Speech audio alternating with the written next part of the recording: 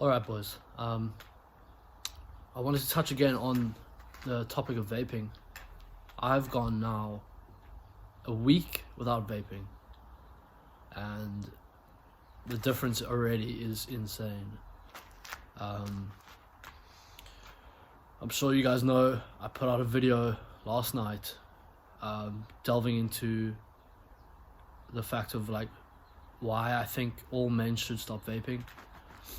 And it's a challenge that I've taken upon myself recently, and since I've come through and I've kind of stopped, I can now see the true detriment of vaping and the true damage that it can do and does do and will continue to do in the future, in the past, in the present. When I quit, so the first day that I quit, the reaction that I had to the withdrawal of whatever chemicals are in there, the reaction that I had to it was so unlike myself. It was so uncharacteristic of me, and I kept saying to my girlfriend, I was like, this doesn't feel like me, this is not me.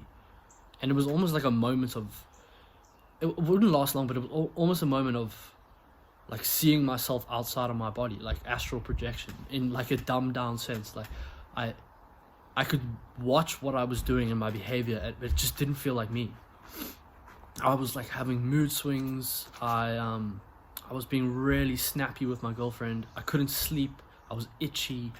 It was a horrible experience coming off the nicotine. I'm sure if you try to quit, you know what I'm talking about. You know that experience when your head literally goes like, it shuts down. I'm sure you know that experience. And I just kind of wanted to put this out here as a reminder to people, because let's do a little history lesson. And as some of you will probably know, when cigarettes first came out, they were promoted as something healthy. They were promoted as a cure and just an overall benefit, like a beneficial aspect to everyone's lifestyle. And that's the way they were marketed, and that's the way they were sold. And it took 50 years, and only when people started dropping like flies did people turn around and say, you know what, smoking is not that good for you. And I want this to be a reminder because history repeats itself. Time and time again, it has shown that history repeats itself. And vapes have only been around for 20 years. We have another 30 years until we find out what happens. Until we find out the end of the story. So keep that in mind. I'm not going to sit here and tell you how to live your life. You're your own man. You can make your own decisions. But I want to make you aware of the severity of this situation and how millions of men are addicted to vapes. It's a pandemic. And look at yourself and ask yourself the genuine question of, even if whatever Aaron says is wrong, even if vaping is healthy and there is no conspiracy behind vapes, they're just a fun way to relax, even if that's all it is it really worth it? Is it really worth your time? What are you sacrificing if you quit? You know? You don't look cool when you're vaping. Trust me, you're not sacrificing your social credibility. I guarantee you that nobody thinks you look cool.